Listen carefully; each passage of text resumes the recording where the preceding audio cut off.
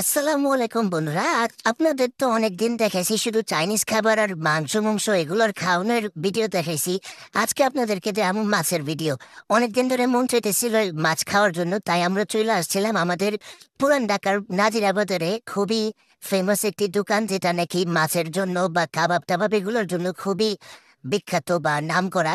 তো আমরা আইসা একটা কোরাল মাছ নিলাম। মাছটা ময় মশলা মাখায় বসায় দিল কয়লার উপরে। মাছটা সাইজটা একটু ভালোই বড় ছিল। মাছটা আমরা নিয়েছিলাম আপনার 1,000 টাকার বিনিময়ে। তো যাই হোক, ওনাদের বারবিকিউটা খুব ভালোই হয়, খারাপ না, কিন্তু ওনারা সসের যে পরিমাণটা, টমেটো সসের পরিমাণটা এটা একটু বেশি দিয়ে দিছিল, যার কারণে একটু খাইতে অন্যরকম লাগছিল। আপনারা যদি খাওয়ার জন্য আসেন তাহলে ওনাদেরকে বলবেন যে টমেটো সসটা যেন একটু কম পরিমাণে দেয়, কারণ বেশি পরিমাণে দিলে আবার খাইতে ভালো লাগে না। তো আমাদের তৈরি হয়ে গেছে আমাদের মাছ। খুবই সুন্দর আর খুবই সুস্বাদু মজাদার ছিল। আপনারাও খাইতে চাইলে চলে আসবেন আমাদের নাজিরা বাজার কাবাব কিং অ্যান্ড সি ফুড, নাজিরাবাদের মোড়ে এটা।